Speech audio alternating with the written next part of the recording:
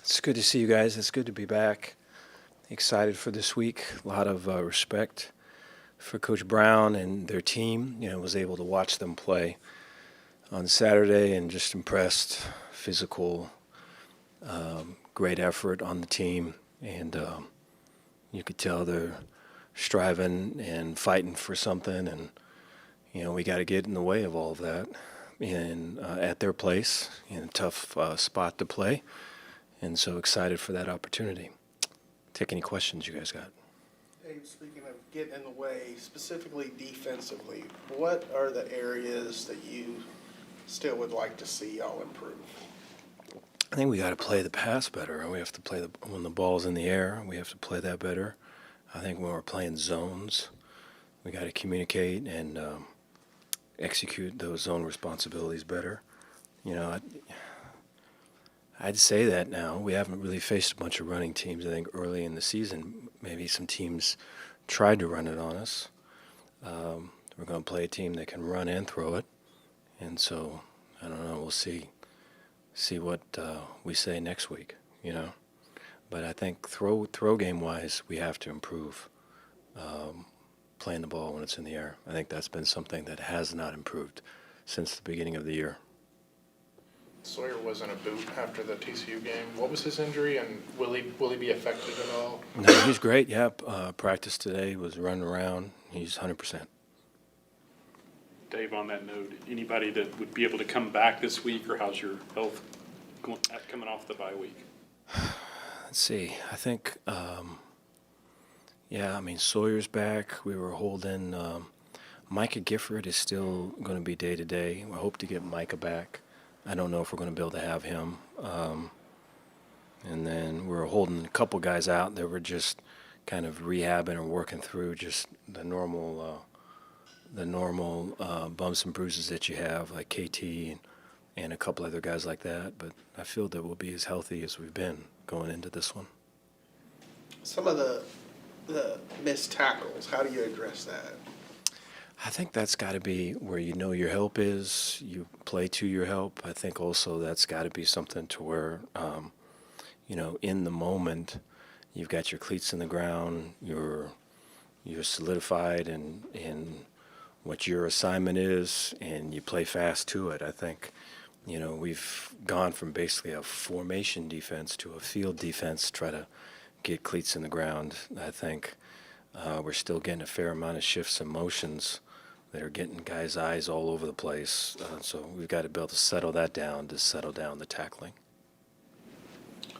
2 bye weeks is a little bit unusual. What's the benefit of having one here late in the year? I think everyone gets refreshed with that. I thought, today's practice, you can kind of feel the energy of it. I think there's always a strain when you're under the gun, and so I think kind of having a chance to breathe is probably good.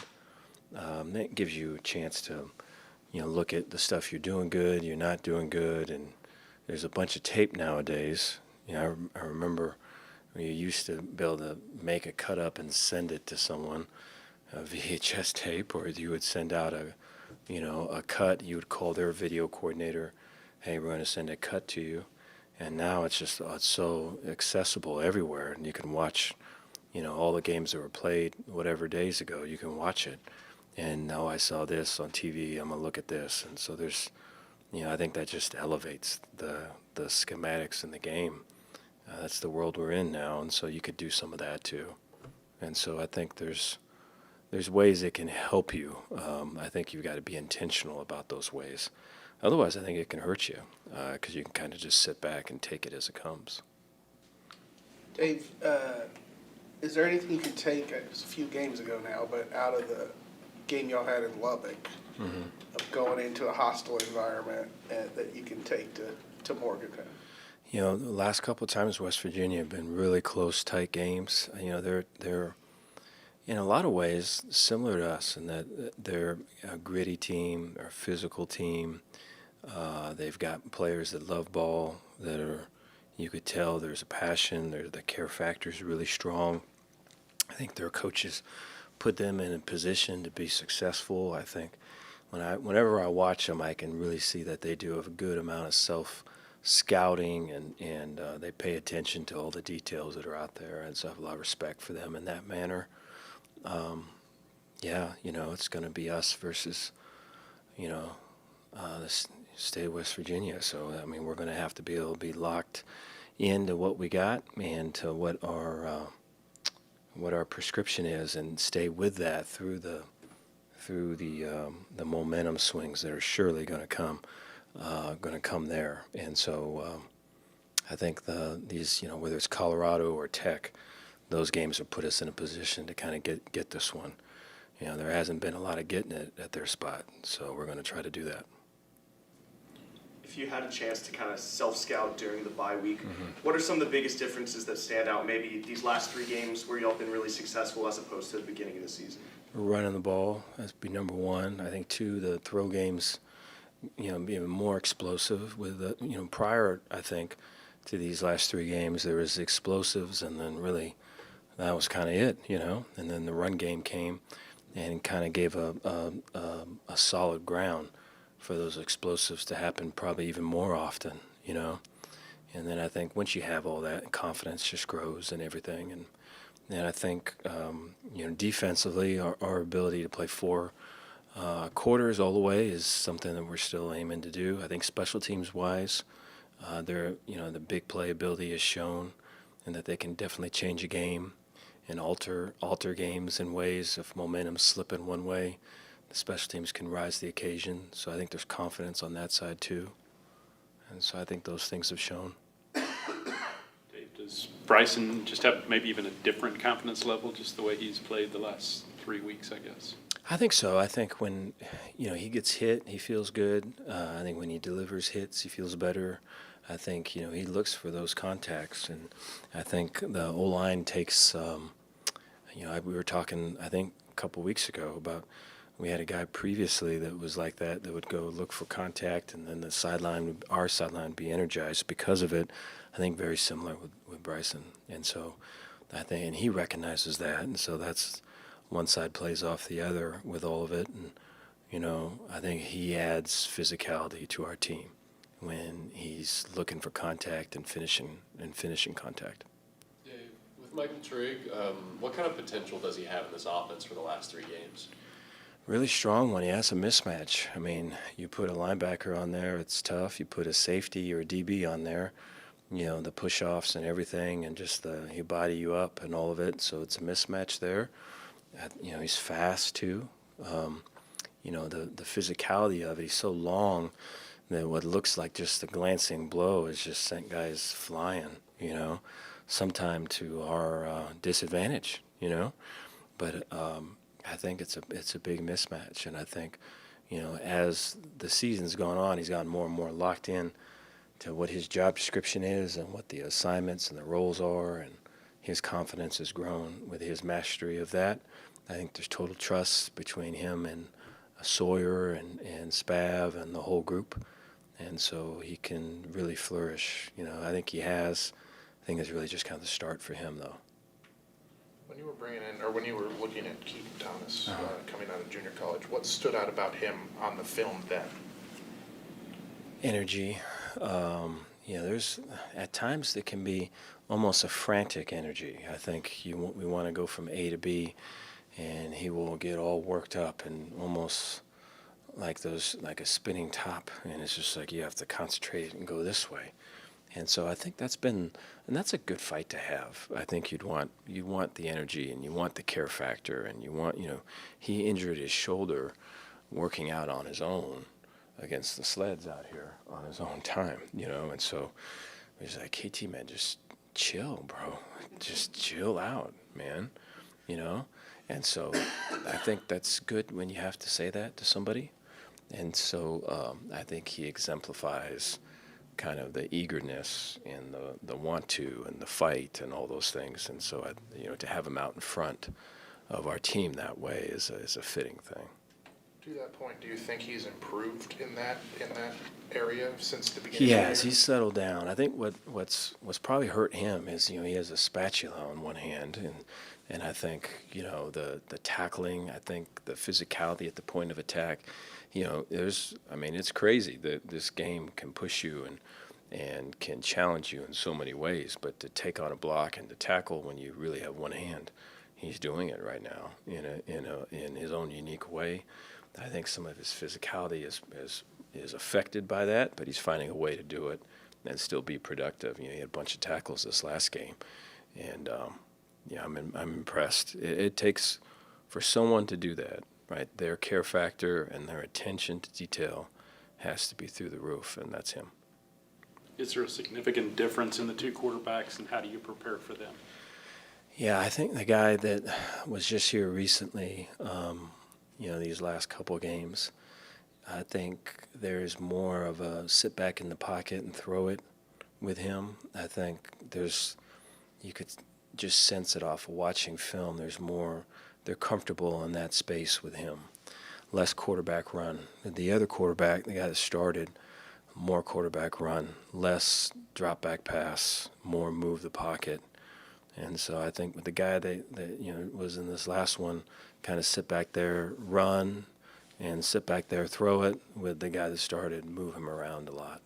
And so it'll be interesting to see kind of how that is moving forward.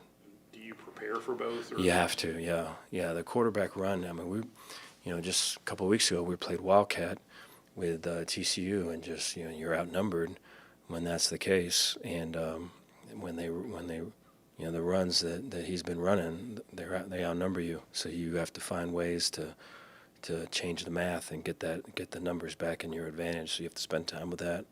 But when they're running the ball effectively and they get everybody down and then they throw it deep, I think that's really their ID, and I think that's who they want to be. You touched on some of it right there, but what are some of the biggest challenges that this West Virginia team kind of poses? I think they believe. I think they care a lot, and I think they're all bought in, and I think they believe that they're going to win, and then they're playing in a tough spot to play. So I think those things, yeah. When you look at the Big 12 and it's just, massive teams kind of fighting for, everybody's still alive. Mm-hmm. Like, is that a positive? Do you talk to the team about that, where it's like, things fall our way, we could still achieve some really big things? How much do you discuss that with the team? Not a lot. The mountains and the stairs and all that. To maybe some dismay, I still show that, and it's like, this is the step we got to take, right? And so consistency for us, right? Regardless of praise or criticism, right? Our effort and our attention to detail is the same, right? And it's a level of mastery we're trying to get to.